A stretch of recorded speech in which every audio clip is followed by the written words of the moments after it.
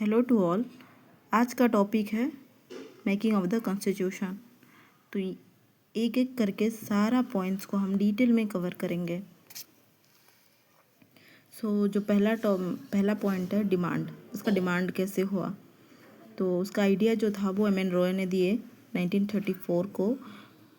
INC मतलब Indian national Congress ने officially demand किया 1935 को और ब्रिटिश गवर्नमेंट ने एक्सेप्ट किया 1940 को। इसको ऑगस्ट ऑफर भी बोला जाता है। नेक्स्ट पॉइंट जो है वो cabinet mission plan 1946। Constitutional assembly जो है वो फॉर्म किया गया अंडर कैबिनेट मिशन प्लान्स के थ्रू। टोटल स्ट्रेंथ जो था उसका 389 था और ब्रिटिश इंडिया 296 और प्रिंसली स्टेट 93।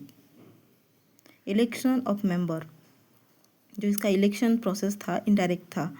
मेंबर का जो इलेक्शन होता था इनडायरेक्ट इलेक्टेड और by provincial legislative assembly. Election based on PR by STP. PR मतलब प्रोपोर्शनल रिप्रेजेंटेशन, बाय एसटीपी मतलब सिंगल ट्रांसफरेबल वोट। उसका फोर्थ पॉइंट है फर्स्ट मीटिंग। उसका फर्स्ट मीटिंग कब हुआ था? 9 दिसंबर 1946 को हुआ था और ये टेम्पररी प्रेसिडेंट थे सच्चिदानंद सिन्हा। और मुस्लिम लीग बॉयकटेड द मीटिंग, वो लोग नहीं थे उस मीटिंग पे।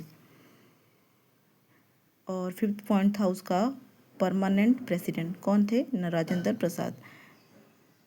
11 दिसंबर 1946 को ये प्रेसिडेंट बने, राजेंद्र प्रसाद। और उसका वाइस प्रेसिडेंट थे एच.सी. मुखर्जी। उसका ऑब्जेक्टिव रेजोल्यूशन था मूव्ड बाय, ये जो रेजोल्यूशन मूव्ड किया गया बाय जवाहरलाल नेहरू और 13 दिसंबर 1946 को। अडॉप्ट किया गया 22 जनवरी 1947 को। और लेटर ये प्रियम्बल का बेसिस बना। चेंजेस आफ्टर पार्टीशन, क्या क्या चेंज हुआ पार्टीशन के बाद? तो जो मेंबरशिप था, टोटल मेंबरशिप वो कम हो गया, 389 से 299 बन गया। मेंबर ऑफ पाकिस्तान जो कि वो अलग से मतलब वो सेपरेट हो गए।